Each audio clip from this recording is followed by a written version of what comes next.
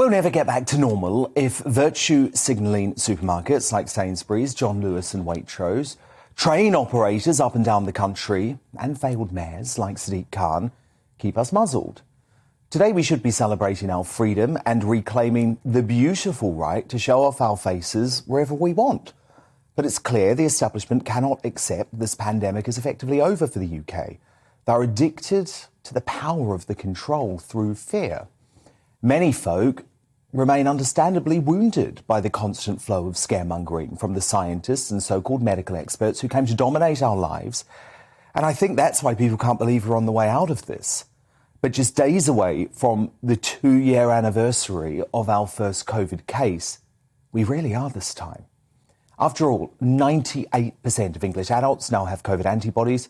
That's a figure never trumpeted in the media, but means the vast bulk of the population have a degree of built-in protection against the virus, either via natural infection or vaccination. Remember, there's also scanned evidence cloth masks do anything to stop the spread. As Hugh Osman, founder of the Punch Taverns Group, told the Daily Telegraph today, being told to wear masks on tubes and buses creates a psychological message that people should still be fearful and not go back to work and not travel into the capital. It's a signal for people to be worried, which has a tremendously damaging impact on the economy and specifically the hospitality industry. It's a destructive message which keeps people away from what they would normally do, such as visiting pubs and restaurants and other activities. That's not only economically damaging, but also to their mental health and well-being. Also virtually ignored by most of the media is the fact that the ludicrous Scottish, Welsh and Northern Irish restrictions, from singing and nightclub bans to the hospitality industry being decimated to never-ending work-from-home orders to limits on how many people we can socialise with in our own homes, all those restrictions have actually resulted in higher COVID death rates than England, while destroying lives and livelihoods in the process. England's COVID death rate since Freedom Day on July the 19th last year is 37.3 per 100,000 people.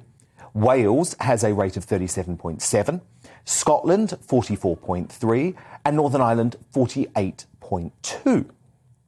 So every measure introduced by scheming Nicola Sturgeon and mad dog Mark Drakeford has successfully spread fear, but done nothing to stop deaths from COVID, which surely was the point. Or was it? Have some political leaders just become addicted to the power? Sturgeon and Drakeford in particular saw that speaking from the daily COVID pulpit of doom and scaring everyone senseless made them more popular. Oh, and by the way, in Sturgeon's case, it also meant she could delay her fake promise to the SNP to hold a second independence referendum. What excuses the scientists then? By this week, Sage predicted deaths would hit 600 to 6,000 a day. As of the 19th of January, the 7-day average for England was just 219.3. Hospitalisations were projected to hit 3,000 to 10,000 a day. But their 7-day average stood at just 1,573.6 on January the 22nd. In fact, and this is great news, let's celebrate it, the number of COVID patients in intensive care is at a 6-month low, and in the week to January the 14th, deaths were 6% lower, and I mean deaths overall in the UK, or in England at least, 6% lower than the 5-year average.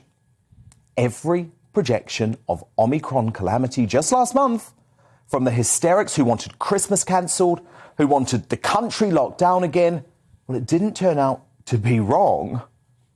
But it turned out to be so wide off the mark, I think they should all resign, in shame. Plan BS is over. Lockdowns should be banished forever. They cause more harm than good. That is the best chance Boris Johnson has to save his job, to save his political career, and to save the country.